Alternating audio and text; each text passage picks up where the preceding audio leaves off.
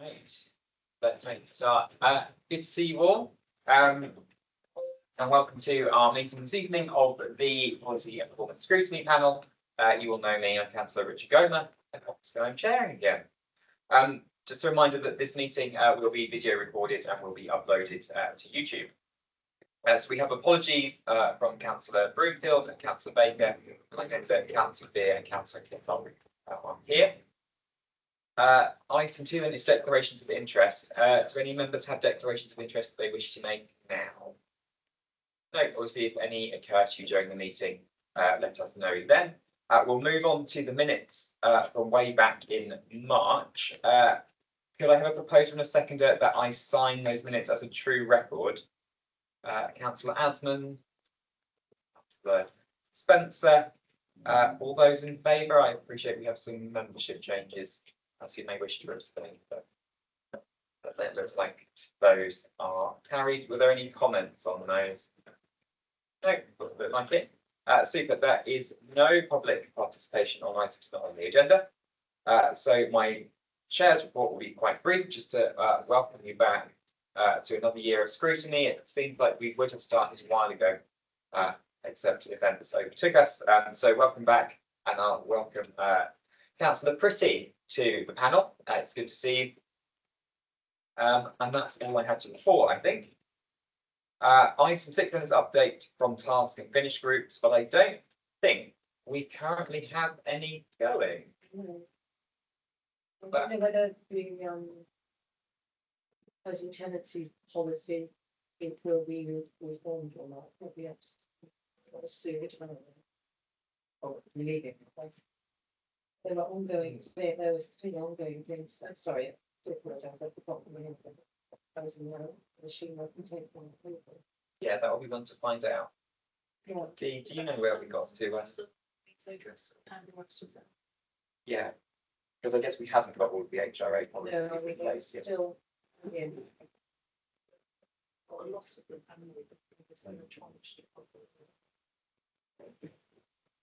We'll expect that one to at some point. If anyone wants to join that group, so that's the group that reviews the policies that are being written for the housing revenue account as they come through, do let them know. Derek, is that you want to join in on that one? Well, it's for my daughter, yeah. Okay, brilliant. If you want that. If anyone else wants to join in, that's up. Item 7 then is appointment to groups. So you may recall that we put a member onto the housing group that A&R lead every year. I seem to recall that last year I was promised 2 people from PFP would go into that group, so we're going to appoint 2 people. Janice, I think you're currently our rep on that one. Did you want to continue? Yes. Lovely. And any other volunteers for that one? Councillor Reynolds? Yeah, fabulous. Everyone happy to approve that? Happy, show of hands. There we go. Done it properly. And now, when we move on to the substantive business, we're going to do this in a slightly different order because I know some people need to get off. We're going to go straight to item 10, which is air quality action areas reporting annual update. And I'm going to ask Oksana Waite to introduce that item.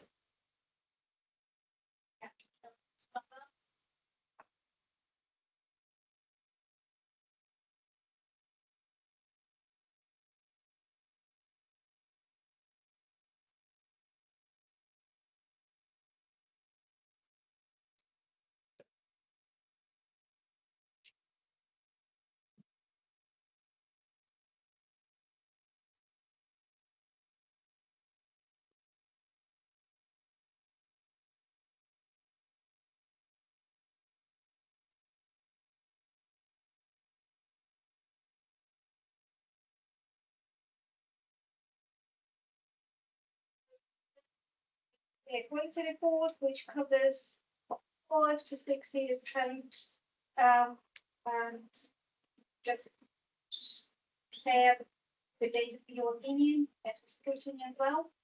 There is enough to read about that. So,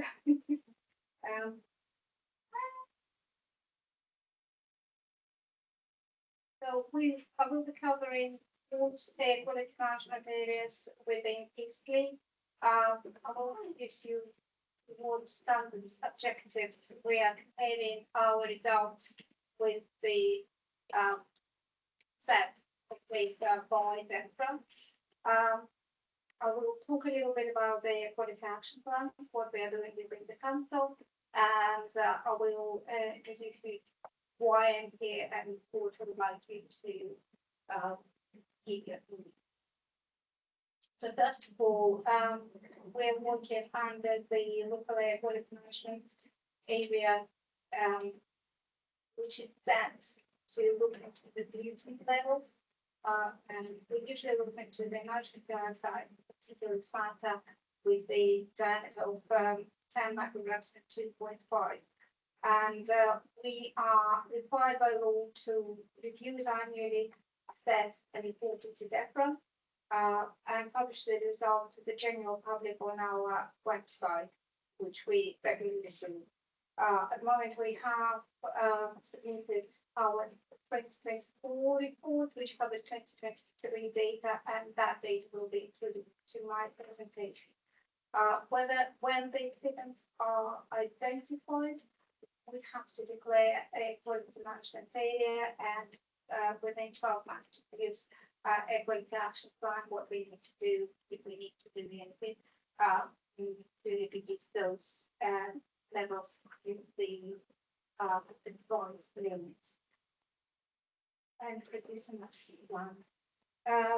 In Eastleigh, currently we have 4 air quality management areas, and they cover air quality management area 1 and 2 are in Eastleigh local area, which is not sure how what would be the best way. Might be going there just to wait. So we have 1 and 2 here, number 3 in Humble, and number 4 in Botley. And so I have summarized some of the monitoring stations here. And as you can see, this is the cutoff of the objectives, which is 40 microgram per cubic meter for nitrogen dioxide, which is the pollutant which is emitted by the combustion of the fuels such as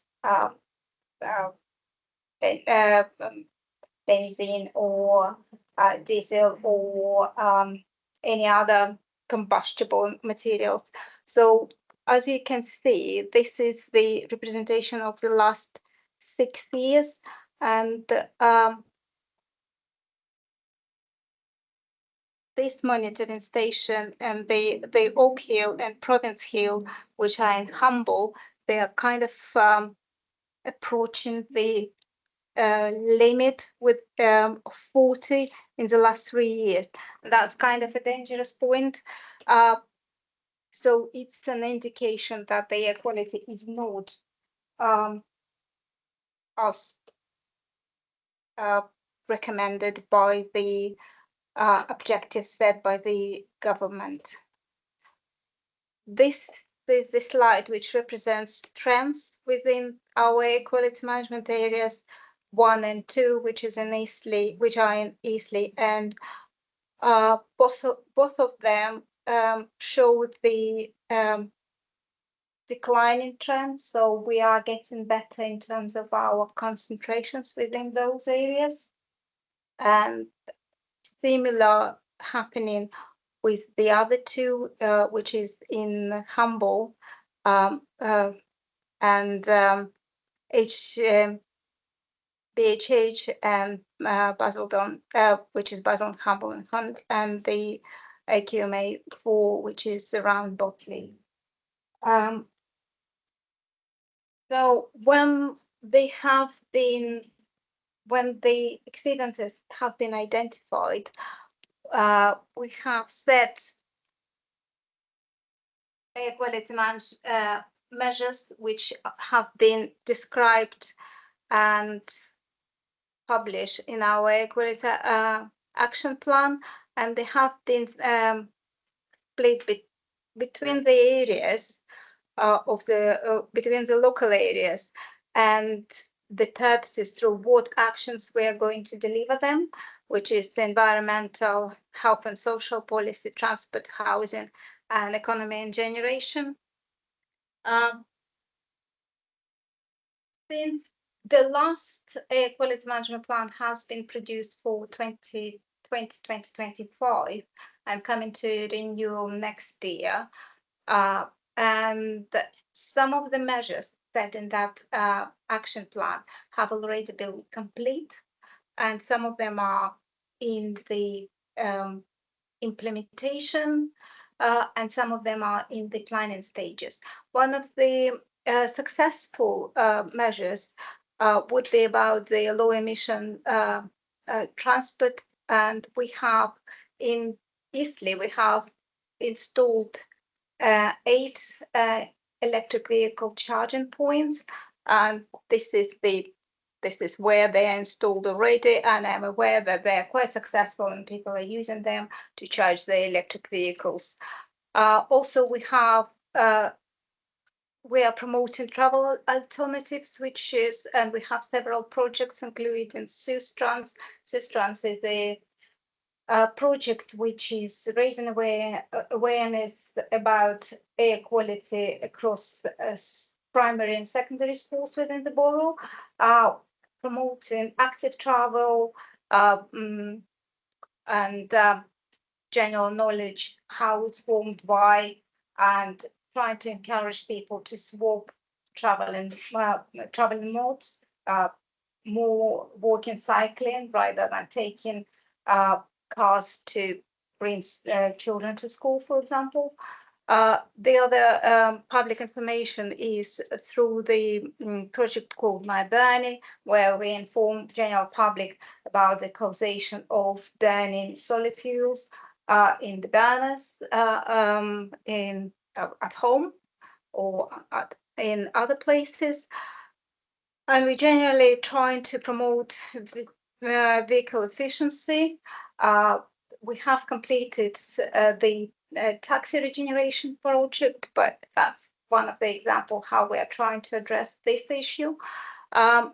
Through these steps which were taken by Eastleigh, as well as kind of general governmental trend, quite often initiated by the pandemic, when we have the general reduction in travel, we have experienced that general reduction in the level of pollutions across all of our monitoring areas, which actually brought us to the point that 2 of the quality management areas need to be revoked. And that was the comment made by Deborah, who was reviewing our last year report, to suggest that we have been long compliant with the objectives. So they would recommend us to at least to revoke air quality 2 and air quality 4, which is along M3 and in Botley. We will be preparing a separate report. However, that's our goal, and that's what we would like to take through the panel, through the committee, just suggesting that these 2 areas needs to be revoked. Yeah, that's my presentation. It's over. Anybody got any questions? Thank you. Yeah, comments, questions. Actually, Paul, did you want to? Thank you, Richard. Thank you, Chair. For those that don't know, I've been dealing with air quality since 2011 on EMAC, quite detailed. And at one stage, we ended up with 2 reports a year, the annual one, which you've got here, but also then we used to have a 6 monthly updates and that. So I'm reasonably averse with air quality and air quality reports. So looking at the report that you have tonight, it says on page 226, paragraph 6, there was no particulate matter exceedance where the instruments were operational. However, there's no detail in the report of if or when the operation and the instruments were not operational. I know from experience that we've had reliability issues with air quality monitoring equipment, definitely in the ELAC area, which other areas I wouldn't know. Also, I was quite surprised that, given this is an annual update on air quality, this just focuses on NO2 with hardly anything or next to nothing with PM10 or PM 2.5, which actually potentially are worse on air quality than NO2. So we've got no graphs or anything to do with PM10, and where it PM 2.5, and where it mentions PM 2.5, there's nothing in the report that actually mentions what the level is, and therefore there's nothing that shows whether or not we've exceeded PM 2.5 at all. Also, with the NO2 graphs, whilst they are right, because we've seen this over a number of years, that the air quality on NO2 has been decreasing for a number of years, they don't necessarily show the true picture, because what you're not seeing is a yearly breakdown of the NO2. So you're not seeing how many times, and I'll use Southampton Road as the example of how many times Southampton Road is actually exceeding the limit, because you're allowed a number of exceedances a year. You were talking about the short term. Well, we used to get graphs where you would actually have the whole 12 months, and then you could see when you exceeded the level, because actually the graphs make it look as if actually even Southampton Road has not exceeded the level for a number of years. That's actually not quite the true picture. I'd be very surprised if it hasn't, and it's actually the key is knowing how many times it has. Bearing in mind that also there's things like high pressure weather blocking systems that can actually push up your NO2. So that sort of detail is missing in the report, potentially giving a slightly better picture than what is really happening on the ground. Is it 18 exceedances you're allowed a year? Yeah. So if you have 17, you haven't exceeded for the year, but 17 still needs looking at and investigating. And you'll only see that if you have the graphs that show for the whole year, and they'll also show if the equipment is actually broken down and is not recording. Yes, indeed. This will be reported in our 2024 reports, ASR, annual statutory report for 2023 data, where we have published 2022 data, where unfortunately we did have a fault with the instruments. Therefore, the data capture is not sufficient to be reported. So we are excluding 2022 data. In 2023, there was some malfunction of the instruments. So our data capture was 69.9%. Therefore, we needed annualization.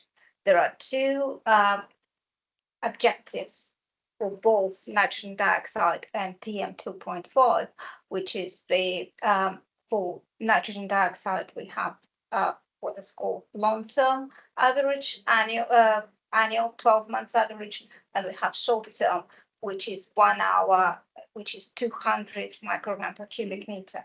For 2023 data, none of the short-term exceedances were recorded, neither when we had previous data available from our monitors. With regards to PM 2.5, this is the similar this similar outlook. Let's say we don't have exceedances, the annual exceedances. We neither have the short-term exceedances, which is 24 hours, which should not to be exceeded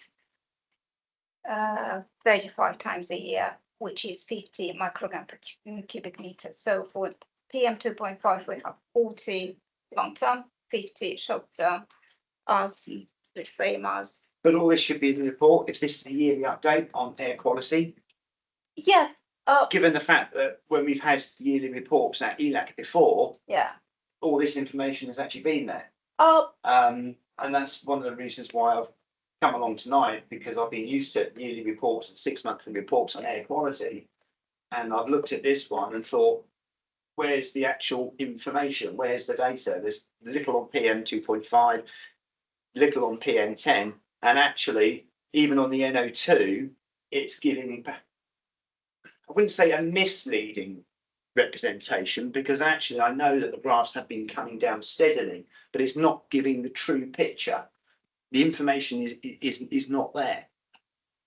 We have wider information for the whole borough in our annual report, which we are publishing on our website. So I'm happy to send you a link to our, or you can Google Eastleigh Borough Council equality webpage, and we will have those which have been reviewed, scrutinized by the appropriate panel by DEFRA. So the last year report is available, and this year report will be available when it's reviewed and we've received the comments from DEFRA. That's all great, but the purpose of having the report coming to councillors, whether it be in the past where it's gone to LACs or here, is for councillors to be able to scrutinise that report, not look at it on a web page after it's been written.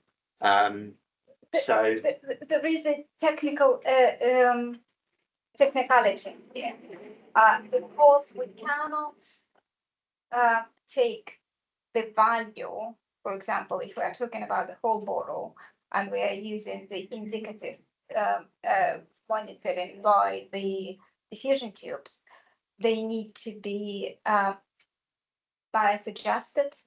So, and that bias adjusted factor for 2023 data is only available in March, at the end of March 2024. For 2024 data, it will be only available next year. So there is no point to report it midway, because it's not a true data. In the report, we haven't got the 2023 data. We haven't got all the data in the report, which is the annual update. I mean, the annual, the actual monthly or weekly breakdowns of NO2 along Southampton Road and stuff like that. Not all the data has been captured, but in previous annual reports, if data hasn't been captured or it needs annualisation, it's all been there actually in the report. What is your role? Are you working in this department? No, I've come along because to speak on a report. What do you do in the council? I'm a councillor like everybody else. Okay. So, but I've had a lot. You don't work in the council? No, Okay. I'm a councillor. So I've had a lot of, since 2011, I've had a lot of experience of looking at air quality reports based on the ELAC area.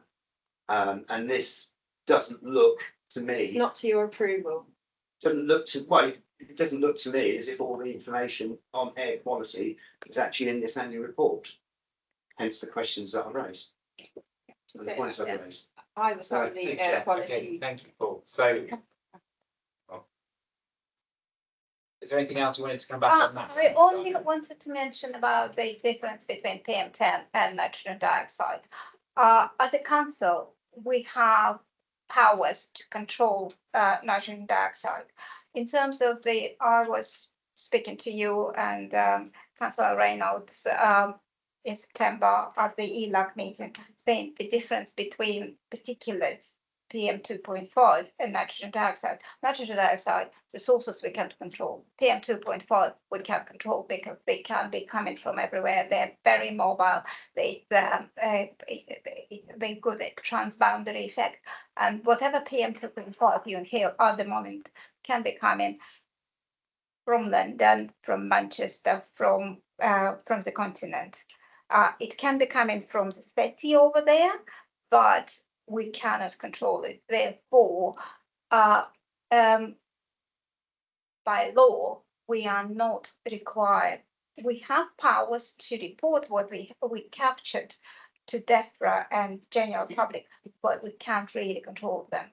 Therefore, it's not as important as nitrogen dioxide. And the air quality management areas we have declared, they are solely on nitrogen dioxide. These are the combustion of sources which we can't control by our powers. Can I just say as well, if you are interested in the reports of PM 2.5, the Environment Centre in Southampton have produced a high quality report on that, so that might be worth looking at. My comments were based around the actual report presented to committee here. But thank you for that. Right, thank you. Rosemary. That's okay. Super. Any more questions? And it was your conclusion, you're suggesting that the Botley testing is revoked. I'm a little bit concerned by that because I sit on North Whiteley Forum, which is Winchester development, and there's 3,500 homes coming online now. And a good proportion of those do seem to be going into Botley and then on to the motorway at Hedge End. So would you bear that in mind when you're making a recommendation about the continuation of censoring? Because I think it is important. It's going to be increasing until the Botley bypass comes on, which is going. Yeah, we were hesitating for exactly the same reason as you just raised it, not to evoke it.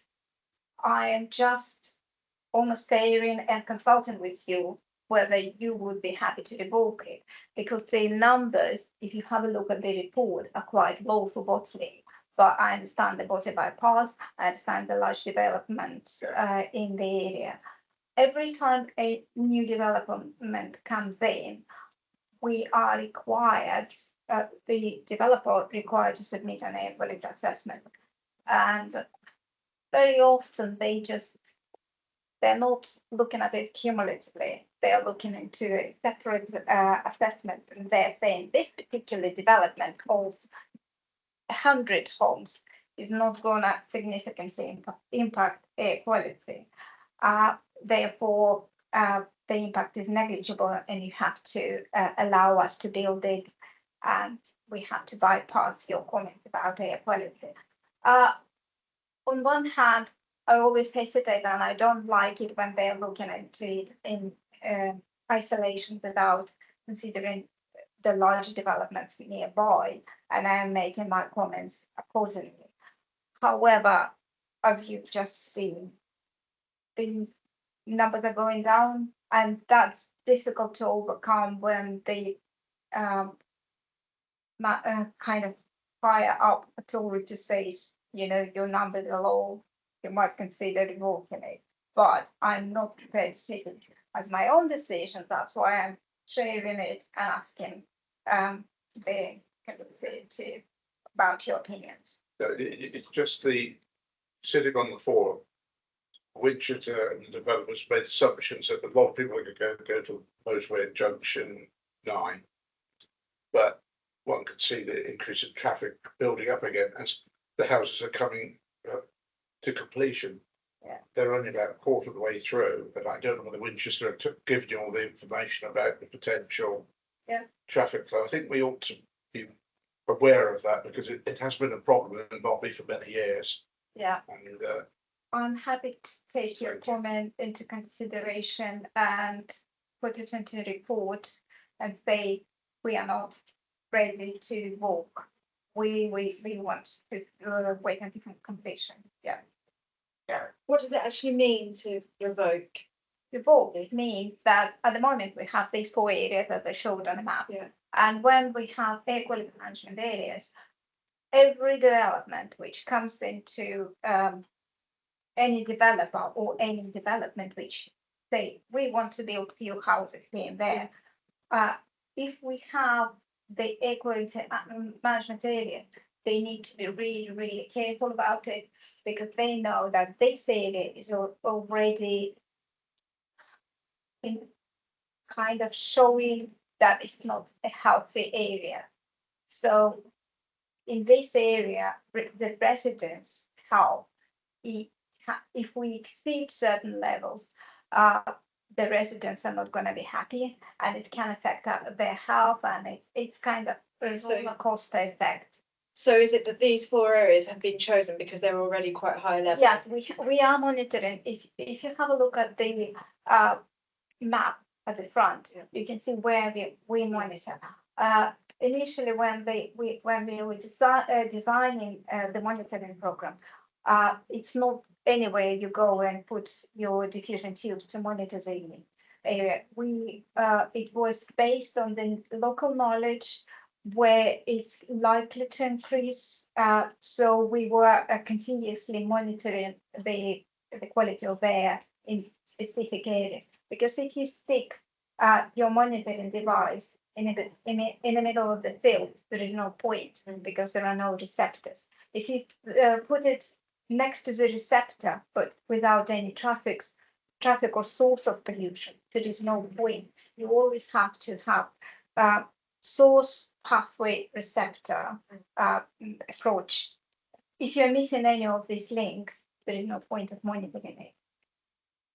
So when you say revoke, it would be revoke any planning, housing. Yeah, applications. no. If I say revoke, I'm gonna say that I'm not concerned about that area because we are showing the compliance with the objectives set by the government of 40 microgram per cubic meter. We're saying that in Botley, we have been compliant for quite a long time. Yeah. For over 3 years, they say when you're compliant for 3 years, it's kind of already showing that you're fine. We are compliant for over 5 there. Therefore, they're saying you might consider revoking it. We can declare it again. It's a bit of a process. It's a bit of a pain because we will need to declare. We need to include the rights, the plan, how we're gonna deal with that. We need to propose measures which we already have, and etc. etc. So the question is to revoke or not to revoke. It's just this: do we want to follow the law, the letter of the law, or we want to see how the things are going to develop locally and whether it's going to be having a negative effect on our levels? Yes. Rosemary. I'm just concerned about Southampton Road and the M3. When you're talking about the M3, where is the hotspot? Is that junction 12 and 13? Again, along M3, we have monitoring. It's just outside of M3 on the nearest to us side where we have residents. Yeah, well, that worries me because my husband suffers from asthma kind of along the edge of the M3. My neighbour died of lung cancer, came on very suddenly. And I know lots of other residents are very concerned about it. And there was a lady in Southampton Road, I remember from when I was on the committee of 2018 for a couple of years. And she used to email me regularly and say how worried she was about the traffic. And I cannot see that the traffic has reduced much in Southampton Road, although, as you say, electric vehicles help attribute the decline. But I feel uneasy, to be honest, about revoking that one. And also the M3, because we're still gonna have the one which is just there, the alone. I need to connect, or if somebody can give me the printed version. Laura, why can't I connect? Let me see if I can get it up. I've got your presentation. I think you just need to reconnect. Yeah, I'm trying to reconnect. It just doesn't do anything. There is a problem with the Wi-Fi. Bear with me a second. Oh. So what slide is it that you want? It's a map. The map. Okay. Yeah, it's I think that this one, the fourth. So if you have a look, this is M3, and if you enlarge this bit, please, Laura, can you?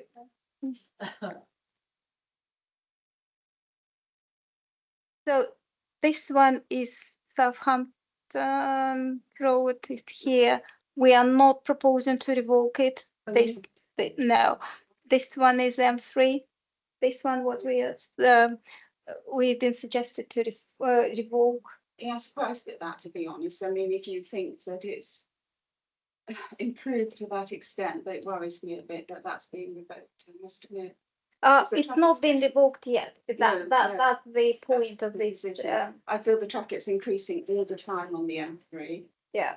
I won't go on it so much, but Yeah, I'm uneasy about that, I have to say. I don't know if anybody else feels that. We can play a little bit with that. There is a DEFRA objectives, 40 microgram per cubic meter, which is quite high. WHO, World Health Organization, suggested 20, and there it's a guidelines where they say that this is more or less safe for human health. 20, so it's half of what the UK government suggests. So some, yeah, so 40 and 20. Yeah. WHO suggests 20. DEFRA and the UK government suggest in their objectives 40. We can say, as an alternative, to say we're not going to revoke, but we're gonna be. The other alternative is to say we as a council want to be ambitious enough and follow the WHO guidance and set our own limits rather than more ambitious rather than governmental limits. However, it's not the end of the world. If we revoke, we then can produce it's called a strategy, air quality strategy, and that way we are not prescribed. We in the strategy we can say that we don't care about 40, we care about 20. Even if we revoke, we can say we know that our residents are not happy about the levels of air quality in these areas. Therefore, we say that we will be trying to meet 20 or 25, for example, because the way WHO guidance is written, they say you cannot jump from 40 to 20 or from 60 to 20, for example. You can have intermediate targets, so to gradually reduce to the level acceptable or recommended by the World Health Organization, and that way, so revoking the AQMA is not the end of the world. It's not that we are not going to be doing anything. Okay, well, that's We can be doing and we can be doing more. It's just using different instruments. Thank you. I'm going to be fully paid up and you're there. And I think just for Rosemary, the centre for the M3 corridor is actually in Steel Close. It's about 100 metres north of Lee Road in Steel Close. That's where that one is. But all these things, like the Passfield Avenue area is bad, Southampton Road is bad. But they're all things which are largely areas which are beyond our control because it requires changes in traffic management, changes in traffic. I'd be more interested in on this committee having a look at what we as a council to encourage lower emission vehicles, because there's all right, I've got an electric car. I know full well that electric cars, they actually increase the amount of particulates over internal combustion cars because the cars are a lot heavier because the weight of batteries. So Unless you've got regenerative braking system. oh, obviously. I make full use of that. It's But yeah, it's a tyre wear as well. but I mean, all right, put it in plain facts. I can charge for about 220 miles for about £6 at home, which is pretty good. If I was to go onto a commercial charger, it would cost me over 4 times that. I'd like to see whether there was anything that the borough could do. When we put charges in, we get them in by commercial users and they'll charge about 68p per kilowatt hour, to be honest. I'm paying 14 at home. I like 14. But is there any, what are the steps that we could do to actually encourage more electric car ownership? Is it just putting in more commercial charging points? Because people aren't going to pay it when you're paying 68p per unit. Whereas if you charge at home, you can get some deals with about 10p per unit. You know, we need to be looking, from my point of view, as to what we as a council could be doing to improve the air quality. You know, that, you know, is actually on more insulation houses possible, especially with terrace houses. But I'd be much more interested in what we can do as a council, because most of this stuff is beyond our control. Traffic, M3, nothing we can do about it. What we're going to do, declare a UDI and close the M3 off, and no, it's not going to work. I'd be much more interested in what we could do. Point was made. Presumably that's the sort of thing that could be included in an air quality strategy. Yeah. At the same time, we are doing, it's probably not very vocal, but we are publishing what we are doing. This is including the Trans project where we are working in the project, the kind of motivational part of it has been finished, but we were working with local schools, explaining them about their quality and promoting alternative mode of transport, because there is no point of having, if you're driving your electric vehicles and I'm working, I'm still going to be doing a lot better for the air quality rather than you driving an electric car, because for the exactly reasons you've mentioned, you have particulates issue then. If you are not, even if you are not emitting the nitrogen dioxide, you are emitting the particulates, and because as the particulates, it's a different form. It's not just dust.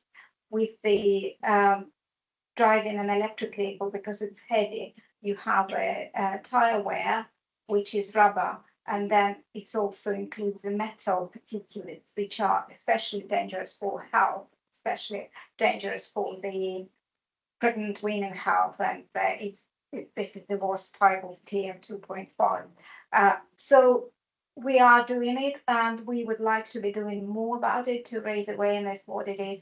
And one of the projects which Karen mentioned was the center, the center we are doing the our project about the burning the solid fuel. They also promoting information how to do and what to do, how to reduce your personal level of exceedances. So there are they will be organizing a training this month for the local health professionals about the effect of air quality to the public health. So we are working on it. Probably we're not as vocal as we should have been, but however, whoever is in the room might be able to help us to promote this message to the local community. Can I just go back to the revoking? And you said it was a pain. Did you mean, is it a pain to revoke or No, not to revoke it's not actually. You complete the form, you take it through the committee, So what is your through the cabinet.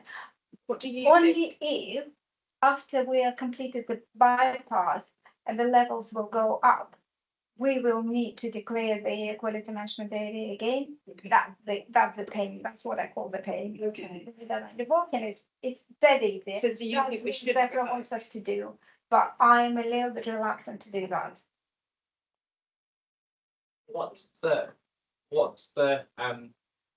con, if you like, of having the AQMAs? Is there any benefit to revoking?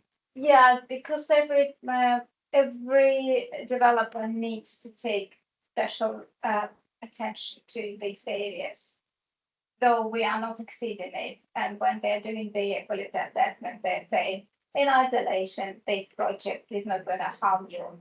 It's not going to exceed it. It will be, all the impacts will be negligible, despite the traffic they're going to bring, despite the construction phase and the operational phase of the project. The impact will be very, very small. So you have to allow us to build we're usually trying to make it a little bit more difficult. We are trying to put conditions on it, to say, yes, we cannot stop you developing, because that's the whole point of the council, to develop the area. However, you need to do it mindfully. You need to produce us, for example, transport strategy. How are you going to do it about to reduce the traffic?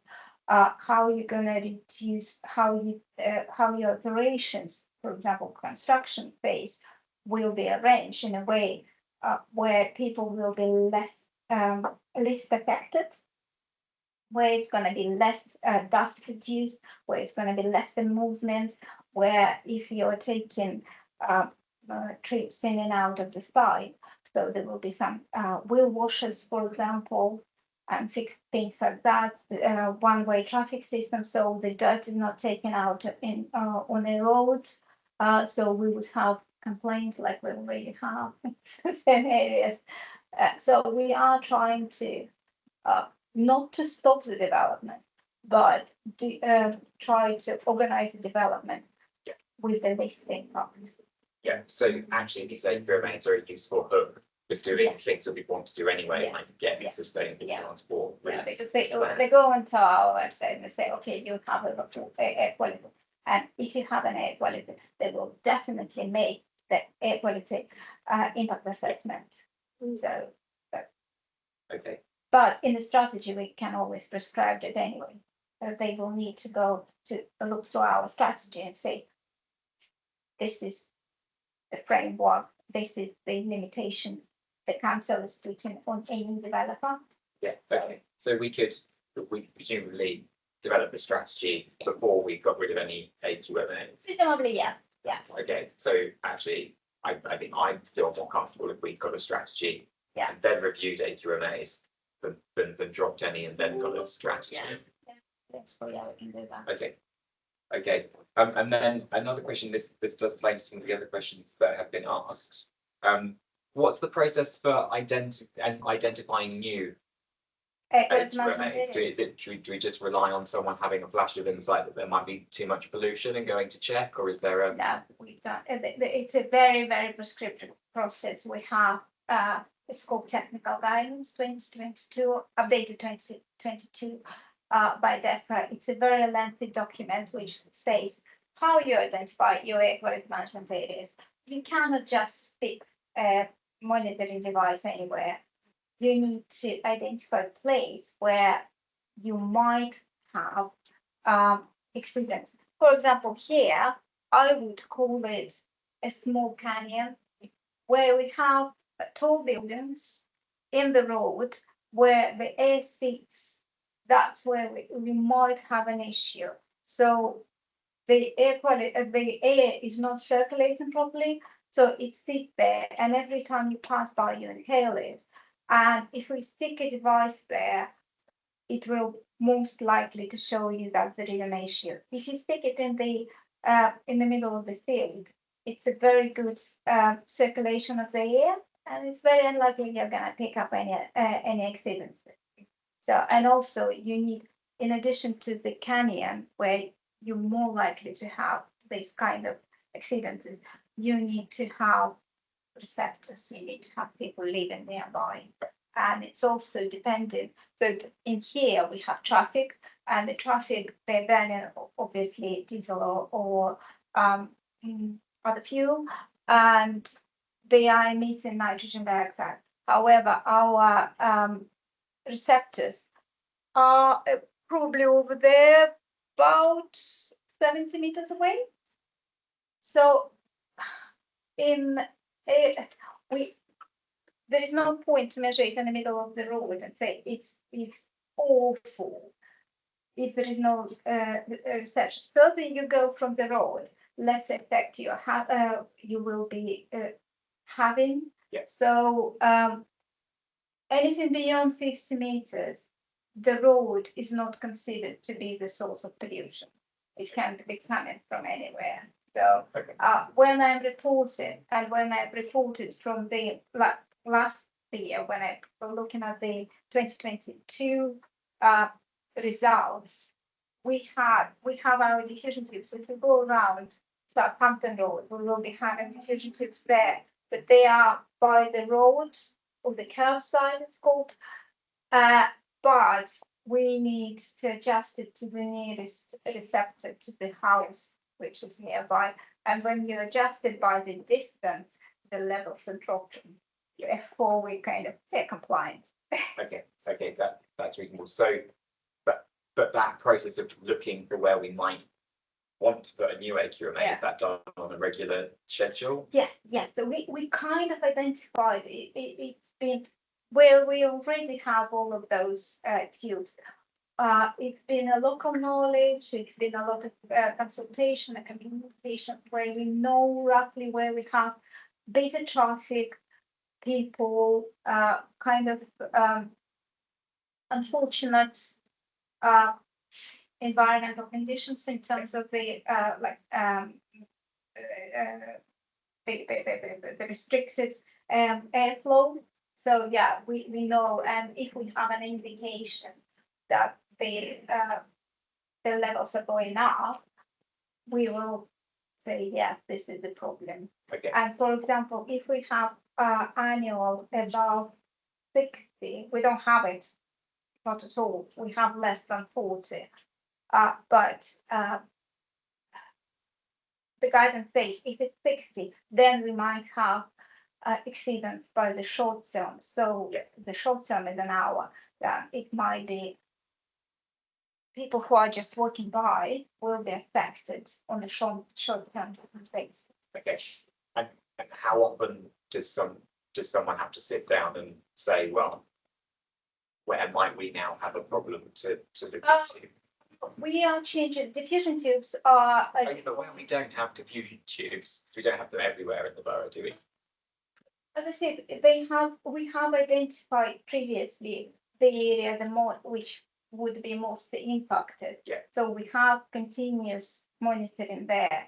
However, if we say that, for example, at some point we have a new development and it looks like the layout of the road is unfortunate, we might add another location to start monitoring over there. Okay. So we might, based on things that we know are changing, say this could be a potential area. We start sort of a degree of monitoring. We try to avoid it at the development stage. Yeah. But we might add, we might change the monitoring location. Yeah. Okay. So what I'm getting at is, even if you say revoked Botley, because we know local circumstances know it might be prone to air quality issues, there might be a degree of monitoring left there. In Botley especially, we have a bit of an unfortunate situation when my manager left the council and we were talking about it. I only joined us probably 12 months ago, and in Botley specifically, the only 2 diffusion tubes. However, the worst case scenario where we would have a canyon, it's a little bit further towards M3. It's just on the edge of the borough, but I would probably think of moving one of the diffusion tubes over there. On one hand, I will be losing many years of monitored data there, or I might just stick another diffusion tubes over there just to see what the effect is there, because I can see we have 2 diffusion tubes in the open air where very unlikely we're going to pick up anything. However, there is a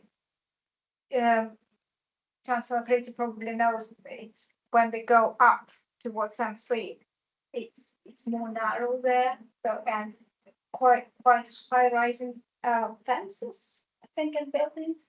So I was thinking of adding another location over there just to see what I mean. And also with nitrogen dioxide, you have higher levels in winter and lower levels in the seasonal and low levels in summer.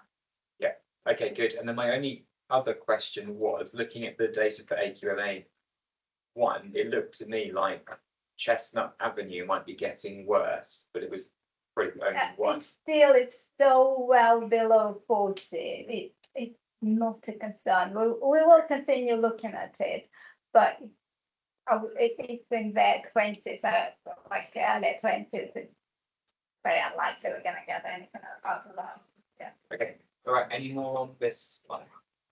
I just want to make an observation that I just feel we are so fortunate to live in a country that has a law and that cares about this. And, you know, we could be living in India in total pollution. So I feel that, you know, you're doing a great job to care about it so much. You seem so knowledgeable and you're measuring it and everything. It's really encouraging. Well done. Thank you very much. Yes, absolutely. Can we note the positive progress that seems to have been made on the air quality management areas? Yeah. And perhaps also recommend that we don't revoke any until we have a strategy in place. Yeah, we can obviously do it, and we can all. Air quality is the thing which we always want to have a little bit better and a little bit better. So it never ends in process. Brilliant. And well, thank you for coming to present. Can we just have a show of hands to move that recommendation on to the cabinet there? Unanimous. Thank you, Asman, for presenting that. I would say you're welcome to stay for the rest of the meeting, but please don't feel that you have to.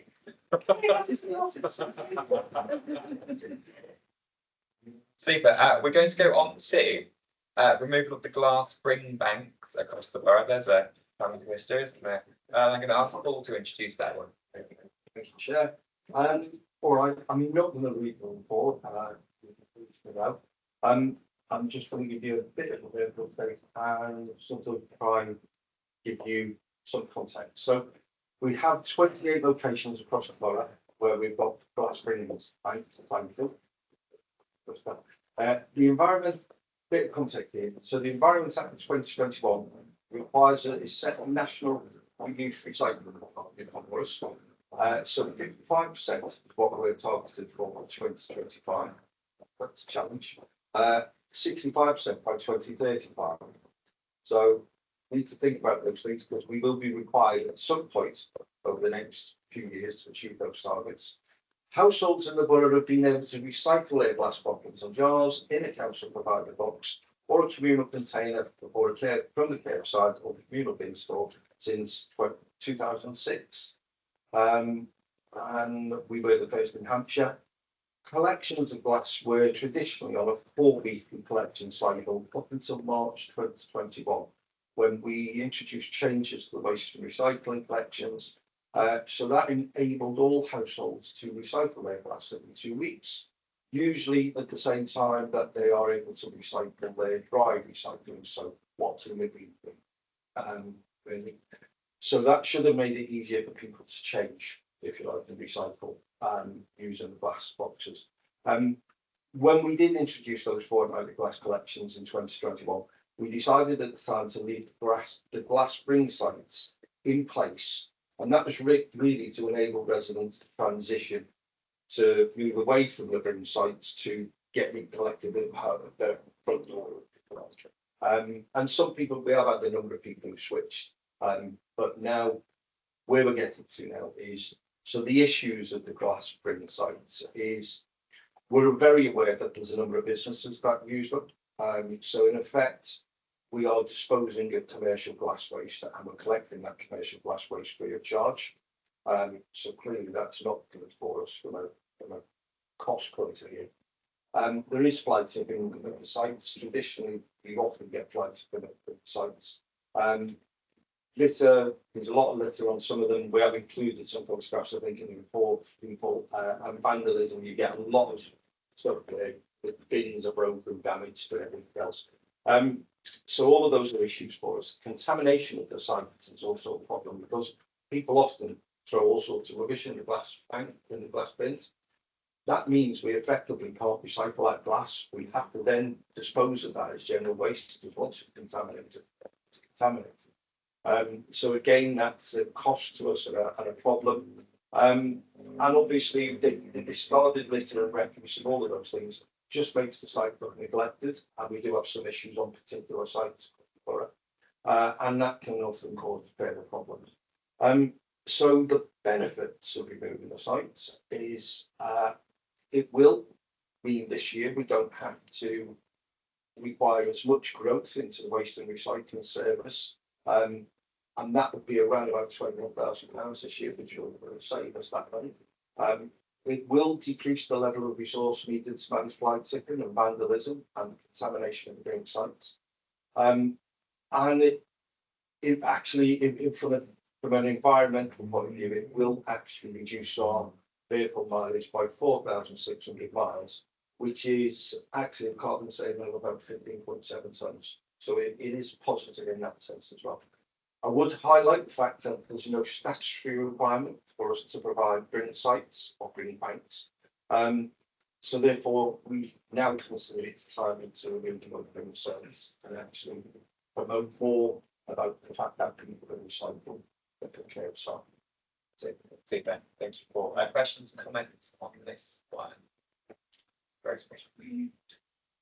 First of all, item 11, I think you've got the date wrong there because you're saying it is proposed to remove the glass broom banks from 9th of September. Once the banks have been removed, the site locations will be monitored. This will commence on the 27th of August. I think you mean September there. Yeah, we did. Sorry. Okay. Well, I just thought 1 minute you're saying it would be after. Yeah. And then you go back. So that's just a small point. What makes you think that fly tipping will not happen once the things are moved? Once the bins have gone, Yeah. effectively these are the 1100 litre bins, like some people think they can throw any waste in. Yeah. So once those have gone, people, and we will put lots of signs up, and we have made provision to actually at least a month, probably 6 weeks, I think, is in the time. So after we've done it, we will continue to visit the sites and remove it. But we know that people, once the bins have gone and there's no rubbish there, if you like, there's nothing there for them to tip the I rubbish. just thought habits die hard, don't Yeah, they do. Or And just that's why we will monitor it for at least a period of 6 weeks. Okay. It is one of those things, and obviously we work with the locality team here in terms of, as you know, we're now doing a bit more on fly tipping enforcement and all of those things. So if we think there's a particular problem with one site or a few sites, we'll work with the locality team to make sure we can hopefully take some action against it. Can I just ask another factual question? What also the glass bottles collected once a fortnight? Have you had any trouble with anybody taking them out of the whatever the boxes and causing trouble? Because that worries me. I think we're relying on that totally. Yeah. Especially if they're new pubs where people come out half drunk. It's interesting because that has been said to me many times over the years, is that the reason people don't use them is because this perception that when the bin is out overnight, because often people put the bin out for collection, Yes. is when it's out, people come along and throw the glass everywhere. To be honest with you, we never ever get that. We honestly don't. We don't get people saying, "Oh, the kids have been along and smashed them." I think the only time we've ever had an issue, one time in Hiltonbury, where there was some event that went on with a number of students who just did their sixth form sort of prom evening, ended up in Hiltonbury Rec and decided to throw bins generally all over Hiltonbury Road. Yeah, that was the only time, and that was probably about 6 or 7 years ago. That's the only time I ever remember anything, but it wasn't the glass bins, it was all bins. Can I just ask, were businesses ever warned about the misuse of banks? Businesses are told that there is. And they were made aware of Business, the and what doesn't help is a couple of the ring sites are in car parks right next to close. Okay, thank you. Super.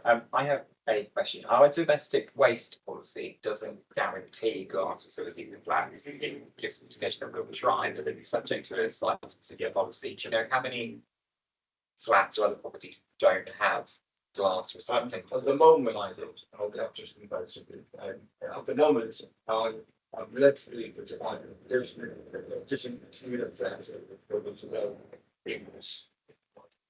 But we can make provision for it to go in there, and that's one of the things we can do to this first week. Okay. If the decision is to remove, that's one of the things we'll be doing, is making sure that provision is available on sites. Right, good. So I'd have thought corresponding with this, we need to update that domestic waste policy so that we guarantee everyone will have on-site glass recycling. Okay, good. And then a second related question is that sometimes people's glass bins get over full, either because we've missed the collection, we can't get the lorry round, or I guess at some times of year like Christmas, people get through more glass. How would we propose to deal with that if they can't go to a bring place with all that extra glass? Would we be more lenient on overfilled glass? Yes, we do say to people now around Christmas time and things like that, we're happy for people to put more glass out. Right. What we ask them to do is put it in a cardboard box. Okay. Now I know people say we get the train and it gets wet and all those things, but we try to particularly what we can. People can always have more than one glass box. You know, that is something which is available to anybody. And we have in certain cases, we've given certain residents in the past where we've asked for it, we even give them 140 litre bins. The other thing we do say is don't fill it to the top of the fill lamp because it gets very heavy. So we will try and accommodate people's needs. The other thing I would mention there though, is that potentially with simpler recycling coming in 2027, it's likely to come into Hampshire. It could be that glass goes in with the green bin. Now that might not happen yet. We don't know because that's a decision we're going to have to check. But if that's the case, those things, it could be that we're going to look at capacity of bins generally across the board. So this leads us to that point anyway, at some point down the line. And so it's about transitioning. Okay, thank you. Yeah, that's about anything that I don't just have a little bit of a doubt about. I regularly used to get complaints about the that's been at Falkland box from residents in Chandler's Ward. I have to put the complaint in because it was often goes halfway around the car park, wasn't it there? It just worrying me now that a lot of these sites are near off licenses.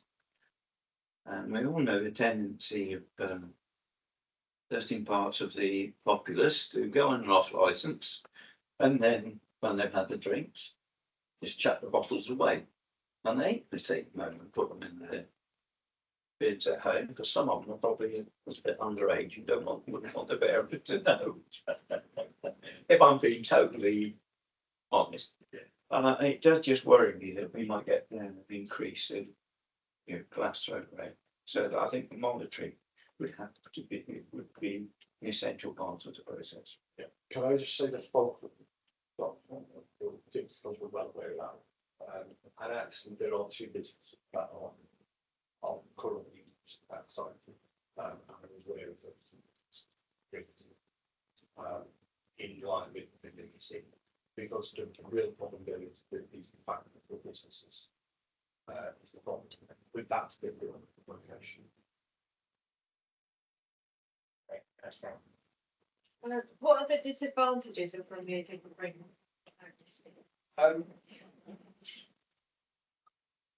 There are some people who live in flats. There is some, particularly the ones over by the car park in Romsey Road there.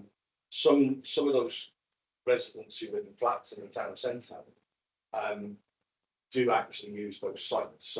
So what we actually are saying to those people, we will provide a service for those people in those areas.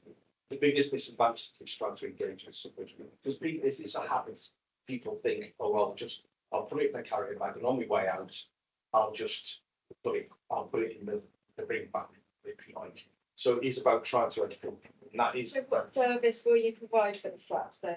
What we're trying to do with those people is put because there's a service area behind a lot of the flats around, particularly recently here. We are looking at locations where we can locate a larger bin rather than if you like, contain just a glass box. Yeah. We're looking at locations where we can put large bins where they'll be able to put their bottles in. Like or they can put the glass shelves. Okay, just one more thing. So some of these sites also have the collection, clothes collections, not just the glass bins, it's other things as well. Will they still stay there? They'll still stay there. A lot of these sites don't belong to us. They're not council sites. Romsey Road is, but there's a lot of sites which actually belong to supermarkets. So they will keep those. And we've spoken to the supermarkets to advise them that we will be able to do this, and they're comfortable that that's something that they can manage. Thank you, Derek. Yeah, this is probably what Councillor Caws said. Yeah, we have quite a few blocks of flats in my ward, and they've got quite large bin stores. Would it be possible to put a waste bin in there for them, a small one? Yeah. Because I've often complained about the glass bin in our area, that and you won't take them away. We've tried so much to get it taken away, so I'm fully supportive of this. But the combination of the glass bin overflowing, people come along, they trap of clothing in the bin next door, and so on and so forth. And nobody wants to come and take them away. So I think if we can start tidying up by getting rid of the surplus glass, we as land owners in Hedge End could start to say to these individuals providing the clothes collection, you either tidy it up or you go. Hard, but I think it's getting to a stage where it's costing us a lot of money to keep tidying up. I can't call it fly tipping because it's not really, it's just overspill. But I'm happy to see this as a trial, and it's well worth it. As long as you can make sure that flats and flatted accommodation have some means to have a collection. Yeah, the flats, to be honest with you, what we expect in the flats is that we will give people glass boxes to put the glass in.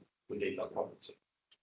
But we fully expect people to use a wheeled bin in flats. We aren't expecting them all to put the glass boxes out for collection, because that's just real work. In communal flats, the way we do have bins at the moment, we have a wheeled bin to put the glass in. Because it's far easier and it's easier for them. And often in flats, we've got nowhere to store things. So that should hopefully address those issues. Good. Out of interest, since the glass collections went for 2 weeks, has there been a pretty dramatic fall in people actually using bin bags? How often are you picking them up now compared to what it used to be? No, we're picking them up more now, but it's because of businesses. And that's the bit we've really noticed. We've got more people using the curbside system that we should have seen a reduction in the bring sites, if you like. But actually, we've seen an increase in the bring sites, and we know, and that's why we've done some work around who's actually, and we can tell it's more businesses. I think it sounds reasonable to remove them, but I think I would make this recommendation that the domestic waste policy is just updated to strengthen that requirement that we make sure flat have it. Yeah. Everyone in favour of that? Super.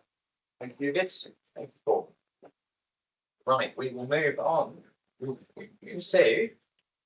Playing pitch and built leisure facility strategy. I'm going to ask Richard Wood to introduce that one. Thank you, Chair.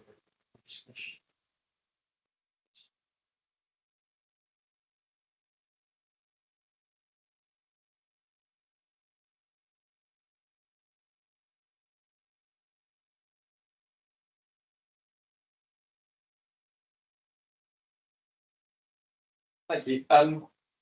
So I'm just going to give a brief overview here of the playing pitch strategy, the playing pitch and built leisure facility strategy, which covers the period 2023 to 2036. Obviously, there's further details submitted in the report, as well as the actual strategy itself as an appendix as well. And the proposal is really for this strategy to go forward onto cabinet, so that it will be adopted as a public document. But what I'm going to do is just give a kind of overview of how the strategy was developed and what it means for us as a local authority. So the purpose of play good strategy and build leisure facility strategy is really to provide an up-to-date and robust evidence base that takes into account both the supply and demand for provision or formal sports facilities, and also looks at the quality and quantity of stock that we've got within our existing currently at the minute, but then takes into consideration the provision or requirement for new provision or enhancing existing provision based on new populations that are coming through to 2036. So the strategy itself actually acts as an evidence base for the local plan, and for that reason is really kind of quite key for us.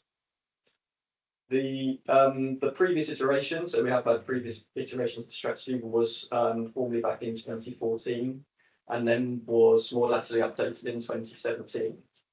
So there's a recommendation really through Sport England that these strategies are updated or done as new every 3 to 5 years, depending on how regular they are reviewed as part of an ongoing piece of work. So just in terms of an overview, once a strategy has been adopted, really it is a tool that is to be used by everyone from local authority, councillors and members, through to local community organisations, sports clubs, national governing bodies. And it's a fairly vast, fairly meaty document, which has quite a broad scope in terms of the number of sports and activities that it covers. And as it kind of says on the tin, also covers grass play pitch provision, artificial pitch provision, and the built leisure facility as well. So it's quite broad. So therein, it's not everything in it's going to be relevant for every single person all the time, but it's going to be a very useful document for reference for individual sports or locations as well. It's really key in terms of helping us make decisions. So particularly in terms of if there's any investment that needs to be looked at with regards to facility provision, or if we're looking at spending time to draw in external funding as well. Because what the strategy has, or how the strategy has been developed, is through some real key consultation with, as I said, national governing bodies and community sports clubs as well. So that's really helpful for us because that bit of work has been done, which means if we're looking to think about whether we should improve or provide new facilities, actually this piece of evidence base is there to support us. It provides the insight that we need to make informed decisions. It does, however, as all strategies, need to be continually reviewed, and on that basis, there is a steering group that is in place that was set up through the development strategy that will be utilised to review this document on an ongoing basis. And it's just really just worth touching on just very briefly the where this sits in terms of national planning policy framework. So the NPPF states that planning policy should be based on robust and up-to-date assessments of need for open space sport and recreation facilities. So this strategy, it has to follow quite a strict methodology in terms of its development, and Sport England are part of that process, Sport England being statutory consultee, if there's any planning applications in relation to playing fields. So they have to sign off the document, so that adds the kind of robustness aspect when we're going through the development process. So the reason, if you're wondering why it says 2023 to 2036, is because the site assessments that took place, so we started this work back in September 2022, but then we have to carry out site assessments that meet and align to both the summer and the winter sports. So that work is done basically over a 12-month period, and that's when the information is captured. And as I mentioned, it follows quite a strict methodology built by Sport England, and the steering group then includes, for example, officers from the local authority, which includes planning policy, as well as the various national governing bodies of sport and sport union themselves, the active partnership. So it's quite broad in terms of the scrutiny that gets through that process. And the consultation that's happened with the clubs and the town and parish councils looking at the individual sites.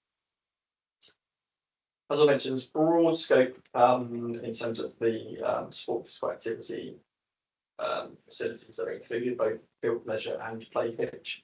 And some of the terminology that's spoken about within the strategy itself is protect, enhance and provide.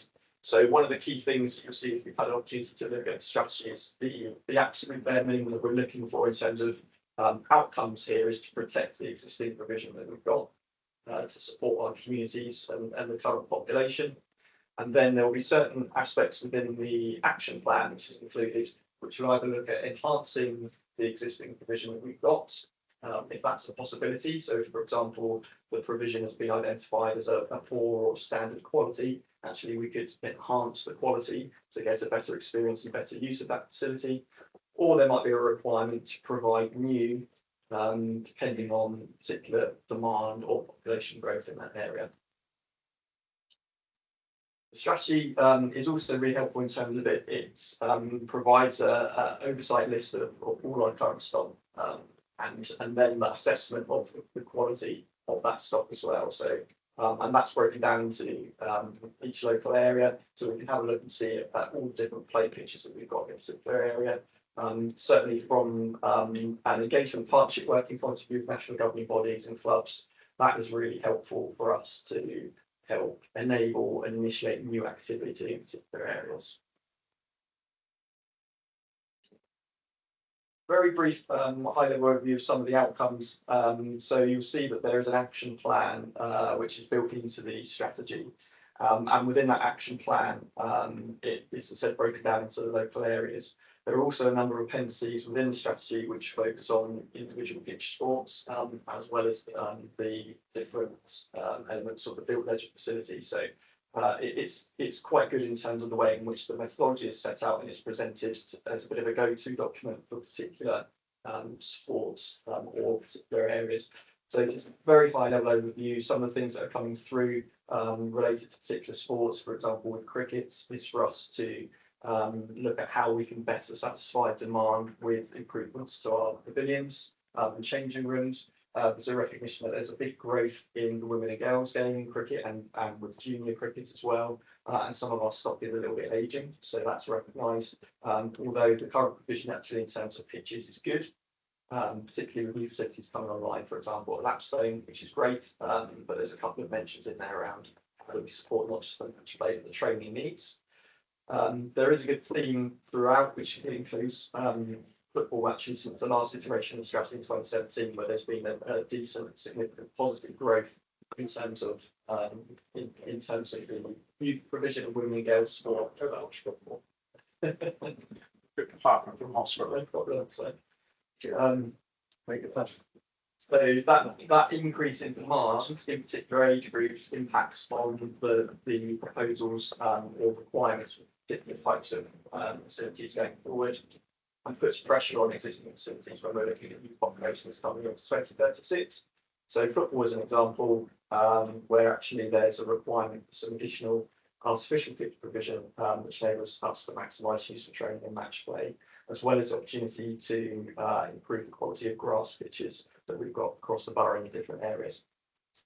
One of the other things that actually is a regular theme throughout the strategy is around how do we work with our existing community schools, education establishments, where there's a really strong sort of quantity of stock there, and how we better open that up for the community. Hockey is also mentioned as one of the pitch sports, and again similar themes there in terms of community use and looking at facilities that we've got that are existing within the borough, what the requirements are, and similar with rugby, the assessment of need for the current pitch quality, which means that how can we try and improve that working with funding partners, as well as investment into artificial pitch facilities as well. It is just worth noting quite significantly really, and obviously it states it in the report as well, is that the strategy and the action plan itself doesn't commit us to then having to deliver all of the objectives within the action plan in terms of the facility investment. As much as obviously we would like it to, and we would like the strategy to come with a blank check, obviously it doesn't, unfortunately. But it does play a really key part in opening those conversations around the potential to draw in external funding, which if we didn't have this robust up-to-date evidence base would be difficult to do. And it also significantly strengthens our ability to have conversations with developers, work with planners, to look at what's included in the sexual life sickness agreements to make sure that we have got the the appropriate level of investment, either on-site or off-site contributions. As I mentioned, just a couple of slides in terms of what's covered with the built leisure. Obviously our swimming pools are really important to us in our local communities. So half of our swimming pool sites are on educational, or half of our pool space, should I say, is on educational facilities. So it's key that we continue to work with our partners there, and that we look to see how we could increase community use within those facilities, and continue to kind of deliver those key health and wellbeing outcomes that come from that. And it covers sports schools as well. And again, similar theme in terms of how do we maximise the use of existing sports schools that are on educational sites to better encourage the community or encourage the school as a venue provider to open those facilities up. And that's something that's kind of a running theme, as I said, as well. So really just in terms of next steps, as I've mentioned, the proposal is to take this forward to Cabinet, which would mean that as a local authority we would adopt the strategy, and it would then become a public document, which from my point of view is really key, because I think this is something, as I've said, that should be owned by everyone, and it enables local sports clubs and organisations to have a better awareness and understanding of what the local picture is for them in terms of sports provision, and to help open conversations with their national governing bodies as well as us, and certainly have a lot more of a joined up approach, and to make sure that what we're doing with the play pitch built leisure facilities strategy is aligning it to all the other policies and strategies that we've got within the local authority, particularly from a planning point of view as well. As I mentioned, it's an empty space for the local plan. And the action plan itself is then updated on an annual basis through the steering group, which has been established as part of the process. Thank you. Questions and comments on this one? Yeah, thank you. It's a good detailed report. I would say that I was glad to see, the words were said about the Hilton Sports Pavilion. I was one of the parish councillors who pushed that through. Not all were in favour. Still take a lot of back. The thing that did interest me was the bit about athletics track. Just out of pure coincidence, Andy Thompson, one of your predecessors, phoned me a few days ago. I told him it was the only thing he ever let me down when I was in the cabinet. I wanted an athletics track, and he only got me the half track to try and get to building. We never actually finished it because I think they built something on it that stopped it. But I still feel that there is a need for an athletics track in the borough. I felt then, and I still do now, that it would need to be in the southern half of the borough, because Fleming Park would be too close to the municipal track. That's it. It would be then be in competition, and we would be improving facilities for the sport people. Whereas if we put one in the southern part of the borough, that would then obviously it would draw people in, to be honest, from Winchester City and from Barrow, because there isn't anything there. But it will be providing something which is needed by the sports people, which to me is far more important than trying to get the kudos of a track at Fleming Park. Is that still the case? Should we have actually identified that as an area for a track? Good question. So I think what we find through the development of these strategies is that actually there's a call for investment into an awful lot of sports. So what we base those kind of decision making processes on is a number of different things. One is the existing provision, and as you rightly kind of outlined, there is a J track already within the borough. What is the demand is key. So a big part of strategy development is around engagement with clubs, and how they use facilities and what the demand is for facilities coming forward, as well as looking at new populations coming in, what that means for pressure on existing facilities. So obviously there's the recognition for J-Track is already within the strategy, and the need to maintain and protect that as well. But one of the other things that we look at as well is in terms of engagement with the national governing bodies and what England Athletics would say about how they how they provide facilities across a regional area. Because obviously something like a 400 disinfected running track is a fairly pricey facility. So anything like that would go in terms of investment would really need to stack up with regards to the business model and also the demand being there.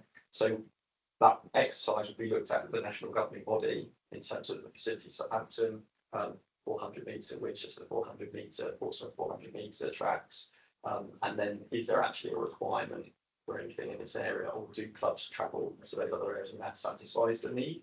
So although that doesn't come out of the strategy showing the need for a 400 metre sequential track, it doesn't mean to say that it's something we could look at if the demand was there and if funding was available.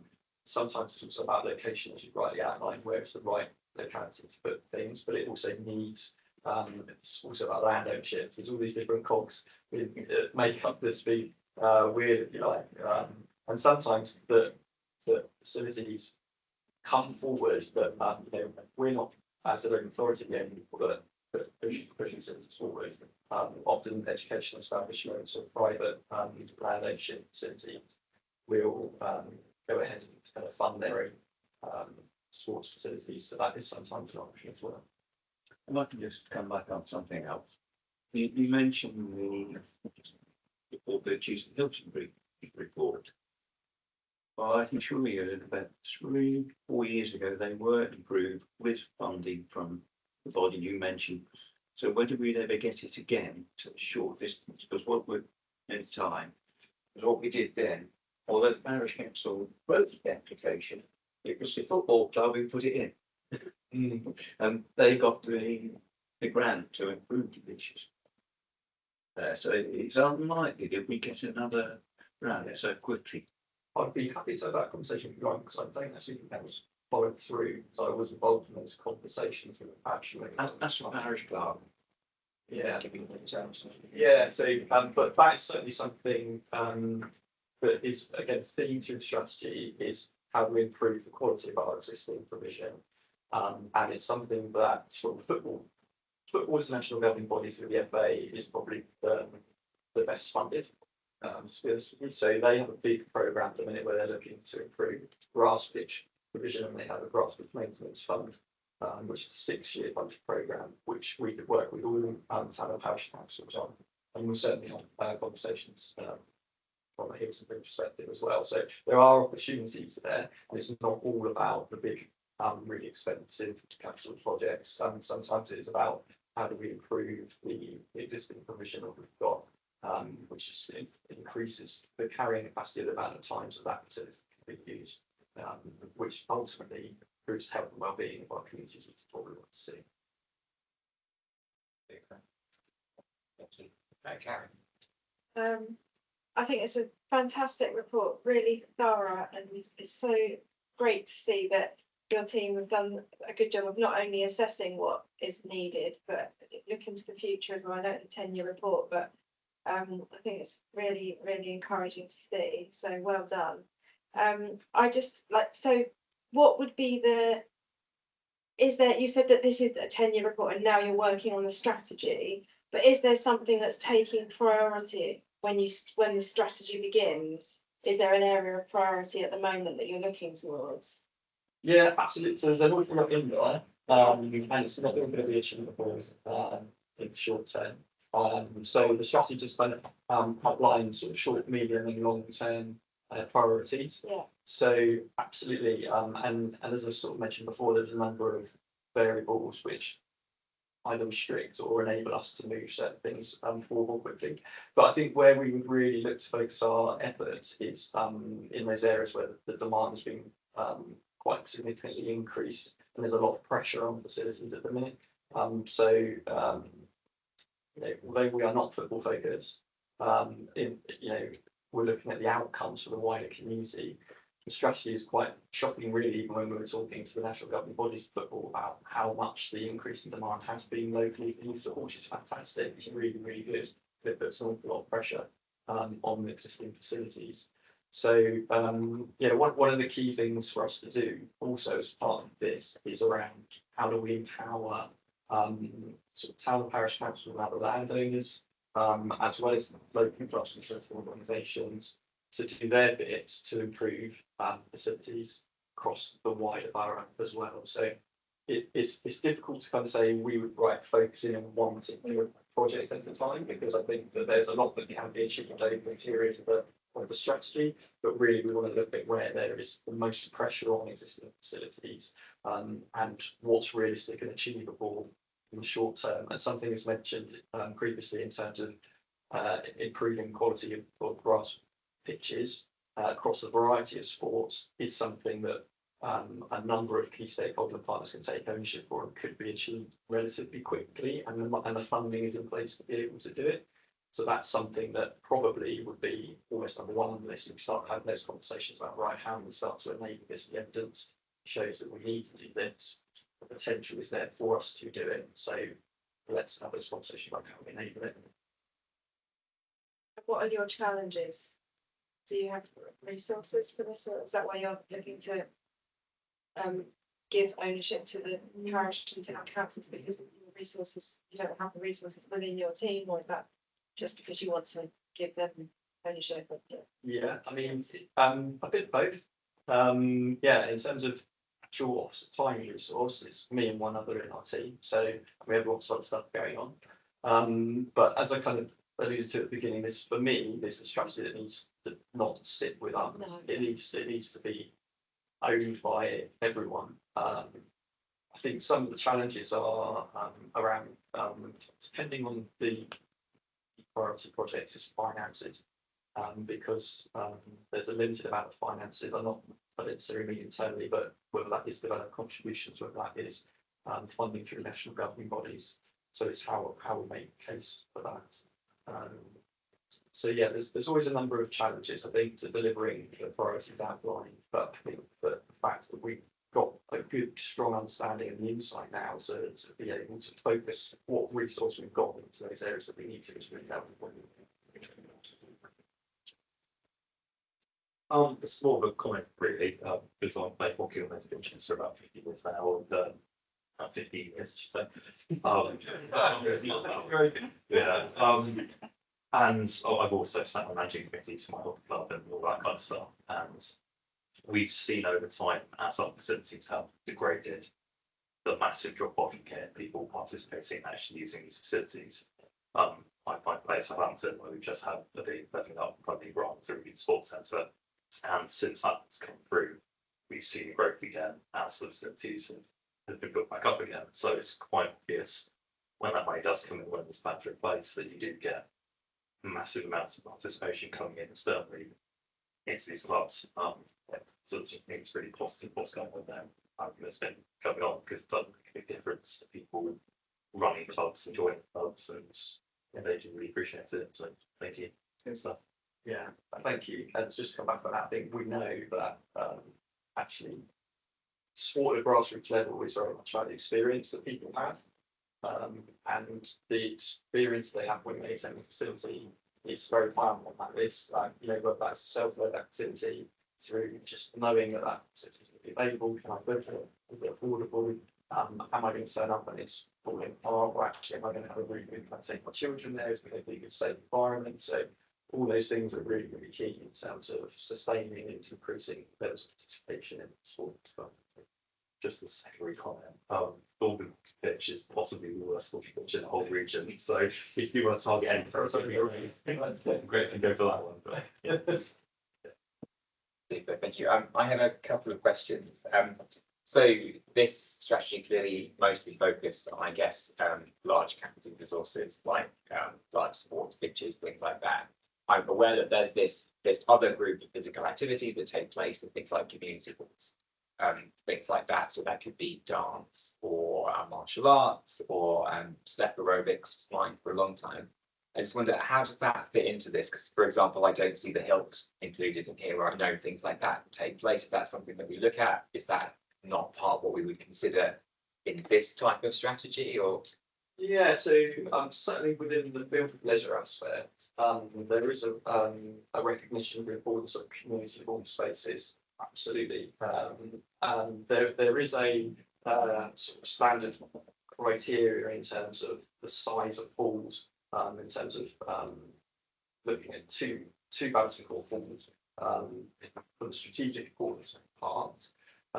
So yeah, no, that is absolutely recognised. I think particularly in terms of understanding the position of the individual providers of those facilities, whether it be parish councils or larger leisure providers.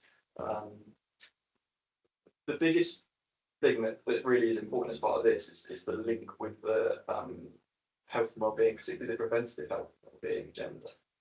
Because I know it's the headline stuff is around infrastructure and beaches and things like that, but actually it's about what the outcome is from the municipal space that as you mentioned is a really key part. So I guess really it comes back to how do we portray that to the providers that are out there with those spaces to make sure that we recognise how important they are, and then link this strategy to, say, for example, our sport and active lifestyle strategy, which is almost the doing bit, the delivery side of making sure that those facilities are sustainable, and there's programs running there for the right target groups in the right areas and things like that. Okay, that's interesting. So I know that one of the I guess one of the constraints that I'd seen on community halls, for example, is the amount of storage that's provided. So I know certainly in the studios, in the new facilities in Chandler's Ford, you can't do step aerobics there because there's nowhere to keep the steps. There's not enough big enough cupboard. I just wonder, obviously that doesn't appear in this strategy. Is there somewhere that we've looked to define standards for some of those community spaces to make sure that they're suitable for sport and leisure activities? Absolutely. It's probably the number one thing, storage, that clubs come to us, and a lot of clubs, for example, most big martial arts clubs or boxing clubs would like to have their own designated facility themselves for that reason, in terms of it's not enough storage for them to put stuff away and bring it back out every time they're on sessions. So yes, there is sport and technical guidance for sport hall provision and community halls that we can look to work with providers, clubs when they're making decisions. Sometimes it's tricky if it's not built in the initial design phase, so you're kind of looking at, okay, if this is a challenge now, what are the retrofit options and how can we make it work? But there is technical guidance out there that we would look to provide advice and guidance on to support with. Okay, super. And then my second question is around school sites, which I think you rightly identify have probably quite a lot of unused capacity. So certainly as a governor at a primary school where we have a 3G pitch, I think unlocking that capacity could be really powerful. What I would observe is that I think schools find it difficult to market those resources, manage them, have someone on site when they need them, or just even know how much to charge, like what's the going rate. Yeah. I just wonder, is there stuff we can do to unlock that? So could we offer some sort of management advice service, for example? Yeah, so the way in which I kind of see, I guess, this working is that this could be a conversation, unlock a conversation, particularly where there's potential untapped community facilities. So there's loads of different options, and quite often what we see, particularly on school sites or secondary school sites as well, is the perceived cost of providing a community offer for an on-site team, business functions and things like that, compared to actually the income that will be generated. Obviously, everyone wants to see the community outcomes. That's not necessarily the point itself, it's more the cost base side. So yes, that really is part of the conversation that we would look to have with facilities around. Okay, there are options out there where there's booking access technology which requires limited or no administration. How do we do that? There's some really good guidance around opening up community schools through Sport England and the Active Partnership. How can we sit down and have those conversations? But this is almost the conversation starter. But there is lots of guidance around how we can do that and making it suitable and relevant for that particular facility, so that it provides a business case where at least washes in place, and potentially also the idea being that it generates income so that you can effectively maintain and manage the facilities on a smooth level. Great. Yeah, that sounds really good. Any more? Otherwise, I think I would echo what Alan and Karen said, and just know that it seems a very thorough piece of work and a really good strategy. So I think we consider that noted with thanks, I think. Good. Okay, thank you for coming. I think we're welcome to stay, but don't really have to. We'll move on to item 11, which is our Q4 monitoring and provisional outturn. Thank you, Chair, evening members. Thank you for your time this evening. So yes, we'll summarise the Q4 performance position, Q4 for 23-24. So we are talking about January to March. There's a slight delay. That's mainly due to the scheduling of party meetings, which is why we're a bit late at this point. With that said, with the report, we've tried to bring a lot of it up to current, so that it does reflect the current time, being too reflective as best as possible. It's a cross-functional report, so there's lots of narrative in there. It's a very lengthy, detailed report across finance and performance, but also corporate plan. So we'll be trying to pick out some key points in summary for you, rather than go through everything. And I'll have some opportunity for Q&A as we go. So in terms of the presentation summary, we'll highlight some of the key corporate messages to take away, including the financial position for Q4. We'll touch upon the performance against our corporate plan and its associated 3-year action plan, and then we'll also touch on some of our service performance items that we'll pick out, which is our CPIs that we refer to, our corporate performance indicators. So first things first, then, some of our key corporate items. The financial position, as you'll see from the report, the general fund position is 2.8 million better than anticipated when the revised budget was collated. Significant positive movement, and primarily due to savings on interests, but also increases in NMDR income, which wouldn't have been predicted at budget setting. Despite the position, it's probably fair to note that it's a temporary positive, should be aware of. And there are also still pressures we're very much conscious of, particularly risks around the levels of service growth within our services, but also interest rates and also the commercial property portfolio, which there is more detail on in the report. In terms of the council services, a reference growth that we've seen, we did see some additional growth at Q3 for the revised budget for 23-24. We also saw some increase for 24-25 in terms of the budget. And that was really just covering things like increase in temporary accommodation, but also the implementation of things like simpler recycling.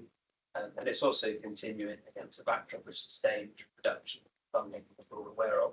And so we're aware there are resourcing challenges. We've got some work to do around prioritisation, which I'll come on to in a moment. So that's really our only mitigation against that continuing challenge in terms of funding. The interest rate point, there is a risk that the interest rates don't fall in line with current projections, and that could lead to an interest reserve.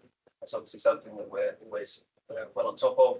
It's what advice rather close on that. And although we have seen inflation fall recently, it is expected to rise later in the year, which could slow forecast reductions back to the bank rate in future years. There's a proposed additional rate transfer into the interest reserve, as you'll see, and that's just ensuring that's still at a healthy level, as the report shows. And then finally, I think it's fair to note that we have seen some good progress in the property portfolio. We have seen some turnarounds in things like rent reviews, which are short term, but also we do very mindful that a longer term asset strategy needs to come forward, and we're aware that we need longer term resource and plans in that area as the report sets out. It's anticipated the asset strategy will come forward by the end of the calendar year. There should be an interim update on that in more detail, either through Q1 in the next report that we provide in September to this committee or via ANR.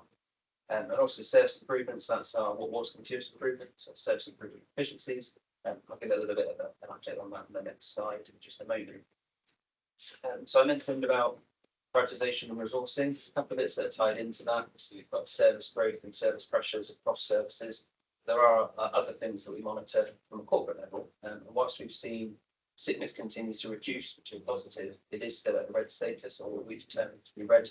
And that's mainly the implications of neighbourhood services. It's expected, that's our waste screws, and also our streets and operatives. It's expected there'll be higher level of sickness in those areas, but it is something that we need to be aware of, and also support those staff, but also ensure that we're robust in policy managing absence, both employer and also employer. And so that's something that is under review. The turnover position is positive. We've seen a continued reduction in turnover figures. It's actually the first return to green status since January 2022. And that's really highlighting some of the work that's been done on the people strategy, So that was launched during last financial year, so it's the first financial year of the strategy. And we've seen good improvement in turnover and also really generally good action, good progress against all the actions across the strategy. I think one item remained unchanged, and that was the review of job evaluation, which is a large scale project, which has just been pushed into the next financial year. But beyond that, it's been good progress against the strategy. We're starting to see, hopefully, that reduction in turnover, which is coming through. I think from my perspective, in terms of resource management, one of the things that we're very much aware of is the implication of our housing ambition and balancing that at the same time as delivering core services. I think we've started to see more of that come through the narrative from services, as they're saying, we're aware there's something coming along the line or having to prepare for additional services. And so one of our key challenges is just balancing both of those things together. We've got to be very conscious of when that resource is required, and having recruitment strategies in place to ensure we get that resource as we need it is something that we're very much aware of. And in terms of the performance and service planning elements, where Mike and I work closely together around how do we ensure that our services are planning for forward and planning ahead, and what are those service plans telling us in terms of prioritisation? What should we be prioritising, and are we prioritising the right thing? So we're doing a lot of work now. This is where the report comes a bit more current, around what the Director of Development plans are showing us. That's a service plan which service have written, and what are they showing us? What are those key priorities? And are we focusing on the right things across the board? And we're hoping that will allow us to be a little bit more flexible with that resource. We know we're going to this challenge, to stretch, we've got pressures, we're aware of that, which is needing to act probably more quickly, more reactively than we have done in previous years. And that's just the nature of the start constructing budgets available. In terms of the next slide, service improvement efficiencies. I must admit this slide's not overly helpful, but that's mainly because of the timing of when we wrote the report. So at the time, as we're looking back to 23-24, we have already written the budget for 24-25, because we're in the financial year. And so service improvement efficiencies isn't really seeing a great deal of this report. Having said that, when we bring quarter one in September, there'll be a more detailed update in there. There is a separate appendix for service improvement efficiencies. I think the key point really for me to highlight is that the 23-24 position did improve during the year, and we'd already put in growth in Q3 that was approved by Cabinet to cover off the shortfall Q3. At that point, so 23-24 has been closed. The gap though to 25-26 is on along. That gap is reducing. So the gap was around about 2.3 million.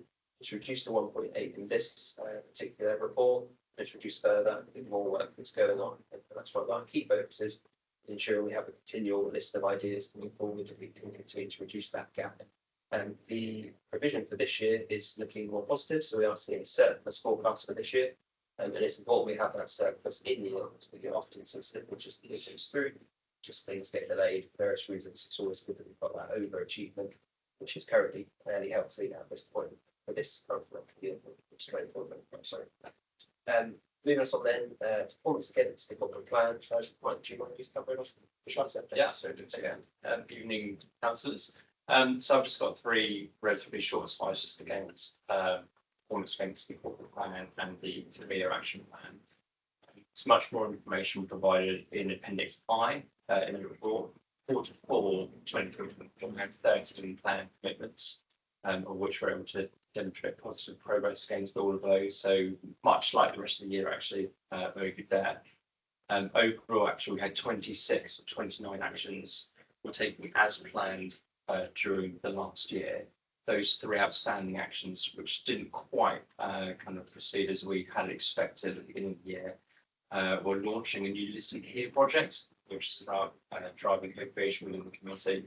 That was kind of spoken about the theatres around business case development. So actually, looking to be now commenced in quarter 1, 24-25. So currently, the climate change and environmental strategy action plan was going to be updated in its entirety. However, an update was brought to PMP in March. So that's kind of covered off there. And the adoption of the updated procurement policy has proceeded slightly later than planned. It's the beginning today, so we're going to happen in July. So I think still a relatively good story against those actions. More broadly, I've just summarised a few kind of key areas where we've progressed well against the 5 themes corporate plan, kind of throughout Q4 and indeed the whole year really. So around improving our organisations thing, we've developed a lot of information within our external review action plan. So this is that action plan which houses the best value notice recommendations, the challenge recommendations, and our actions and response in relation to that. Indeed, that specific action plan is provided in Appendix G of the report, so appreciate there's much more information there. We've also had some good or really good and progress with directorate development plans in terms of improving our organisation. We're got to with service planning moving forward, how that's helping us to prioritise the things just spoken about. Some good significant kind of achievements within the enabling a healthier Eastleigh kind of thing throughout the Q4. In particular, we were awarded approximately £210,000 to support England's swimming pool support fund. So that's going to improve energy efficiency and reduce utilities costs of places over leisure Eastleigh. An application to the Hampshire Active Health Fund to deliver community-based physical activity programmes was also successful for £24,000. Next slide, please. That's great, thank you. And a couple of areas, some of the other things, so protecting our environment. We have tree planting officers, they're now putting planting projects with regards to the UK Shade Prosperity Fund and the Urban Tree Challenge Fund, and EV points, additional EV points have now been installed throughout Q4 at the Hub, Bishopstoke, Campbell Square and Richmond Road. And of course, we've got some good achievements across the Creating Homes and Communities theme. For example, the first grant application to the Affordable Housing Grant Programme was successful, and officers are continuing to work up future bids and organising bids with home deliveries. So overall, I think progress has been pretty good. Moving forward, so we'll see more into kind of Q1 next year. We're looking at how the prioritisation exercise may change the slant of the corporate plan, the actions within the corporate plan, so we can make sure everything's kind of updated and it's relevant to where we are now. Thanks, Mike. And then the final slide of the core content, really. Given that we reached the end of the financial year, before we look back a little bit and see how we've compared from a summary of certain performance perspective, compared to 22-23 into 23-24. So the red, amber, greens, these are just some of the KPIs that we measure. So we're very much aware this isn't reflective of everything council delivers, but it's a good core basis for us to sort of measure ourselves against. And we've seen that from 22-23, we were in 66% green at that point in Q4. That's up to 78% at Q4 in 23-24. So we've seen some good marked progress. We tend to find that when we're monitoring something closely, often this doesn't improve, but that's still going to sort of highlighting particular issues or when it's trying to proactively improve it. It's not always about just achieving green status as always, and that's a driver. We're very much aware of that, which is why we don't drive it too solidly. We try to make a more broad assumption, assuming things like finances, corporate plan, as Mike just alluded to. This isn't absolutely everything, but it's a good barometer. A couple of kind of checkpoints that the out in terms of narrative. The council tax customers with outstanding queries over 15 days. That's often cyclical. We often see that this time of year just gone, we see a big spike in number of queries, maybe because only billing, the big build up that process has. That does then put a bit of a pause and lockdown in the machine. Unfortunately, queries do build up. Actually, though, we did see some really good positive improvement. And we just proved wanted to say at Q1 we will see that red performance, maybe just because of the backlog. There are some process changes, process reviews to try and ease that hopefully as we go forward, and we'll keep that close eye on that one. The number of households in emergency accommodation, I sort of referenced it earlier on, it is red overall and continues to increase. We are seeing that continued impact of demand. It's a national issue that we're all very much aware of, but we are starting to see the financial implications, particularly through the housing benefit and council tax support, as we're seeing the reduction of what we can pay back through the amount of accommodation. So it is becoming a bigger issue, and that's something that we're again very much aware of. Very much a national problem. And then a positive one on misbins. It's fair to share it when it is good, and I know it's one that it isn't always. So we've seen continued green performance, particularly with customer reported misbins, but also repeat misbins. Sorry. I think the only thing I'd highlight on that is we're very much aware of want to be, I suppose, conscious of that cost of that service. And so we're going to do a little bit of work to understand it may well be green and that's a really good service, but is it costing us a lot of additional rounds to ensure we're keeping it at that level? So we do a little bit of work into this financial year just to understand that level. So then we should be making better assessments on performance based on cost as well. I think that's everything we wanted to cover. We should have a lot of content there. If there's any specific questions, then yeah, please let us know.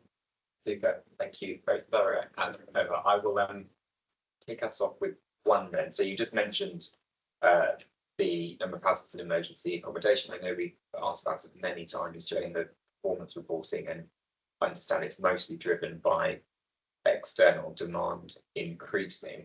In terms of our strategy for dealing with that, and I know that it's mentioned in paragraph 39, is our sort of strategic response to that ready and just need to be delivered, or is there still more work that needs to be done to work out actually what we need to do to fix this?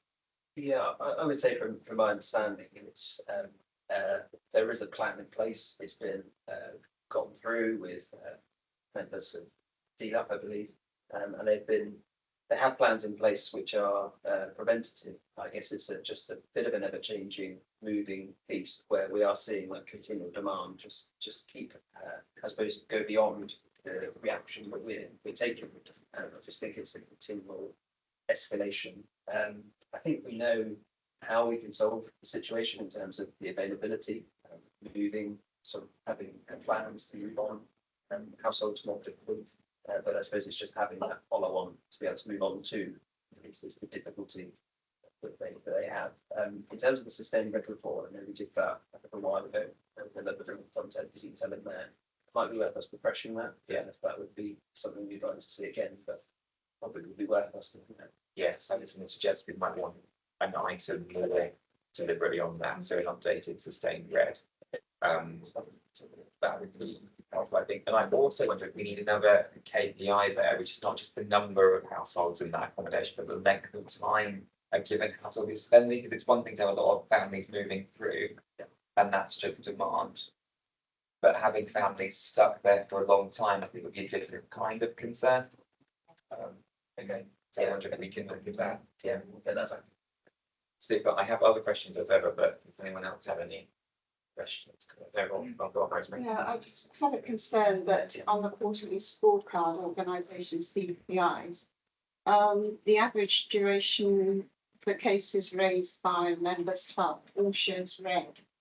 And that concerns me because when I started in May 23, I had quite a few cases going once, and they took months to just be sorted and closed, and that worries me. And I don't like to box staff keep going to the department head direct, because that seems unfair when they're so busy. But I think it reflects on us as councillors if we're not going back to residents fairly quickly. Is that because of shortage of staff? Is that what are the reasons?